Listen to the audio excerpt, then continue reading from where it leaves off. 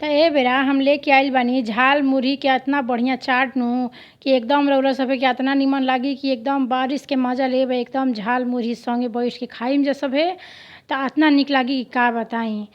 त बारिश के मौसम में एकदम शाम में चाय के साथे एकदम खूब बढ़िया चटक एकदम कुरकुर झाल मुरही मिल जाई त बाते का बा, खूब बढ़िया लागी।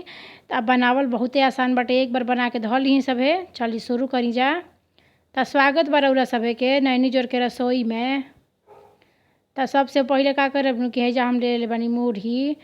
त रउरा सभे के गाँव में का कहल जाला एकरा के बताइम सभे कमेंट सेक्शन में। त मूंगफली रउरा सभे के ढेर पसंद होई नु त मूंगफली तनी ढेर ले ले सभे, ज़्यादा ले लेम।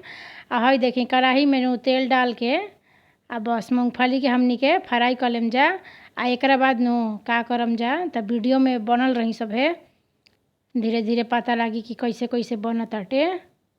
त हई देखी एकरा के नु हमनी के मध्यम आँच पर 3 मिनट खातिर चाहे 4 मिनट खातिर है तरी चलावत रहत जा।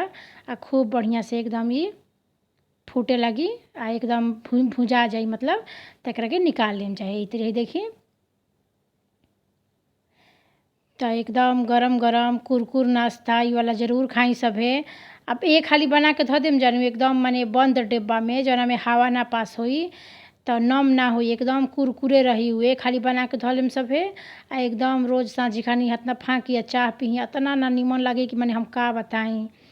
त हई देखी अब जीरा के हम तड़का लगाइम, ठीक नु। त वही तेलवा में जौन बाचल रहे आ बस तनी मनी हम डाल देनी हल्दी। हल्दिया के पका दियाई आ तनी मनी एकदम लाल मरचा, खूब बढ़िया एकरा से रंग आवेला। हई देखी हेही में डाल देब जा मुरही माने मुरमुरे आ डाल के खूब बढ़िया से यदि बाजारी से रउरा भूंजल मुरमुरे ले आओ तनी नु तबो बरसात के दिनवा में नु तनी मेहरा जाला। त एही से नु ओकरा के तनी गरम कर लेब नु, एही तरी गरम तेल में डाल के कढ़ाई में डाल के त खूब बढ़िया एकदम कुरकुर हो जाई, ताज़ा हो जाई। त हई देखी खूब बढ़िया से ई हो गई। अब एकरा में हमनी के पारा पारी सब चीज़ डालम जा। त सबसे पहिले उहे जौन भुजल का मूंगफलिया रहे उ डाल देम जा। त ऐसे ज़रूर रउरा सभे बनाई, बच्चा लोग के भी खूब पसंद पड़ी। रुकी सभे हम चुटकी से मीस के देखाओ तनी। हई देखी हे तरी एकदम कुरकुर माने हो गइल बाटे, खूब बढ़िया से एकदम थुरा जाताटे। त एकदम माने कुरकुर हो गइल बाटे। अब हमनी के का करब जानू कि हल्का सा माने ठंडा होके देम जा। त अब का करब जानू कि एमे पारा पारी से देखी काला नमक हटे त काला नमक अंदाजे से डाली सभे, ढेर नीमको ना निमन लागेला नु, ढेर एकदम माहुर हो जाई।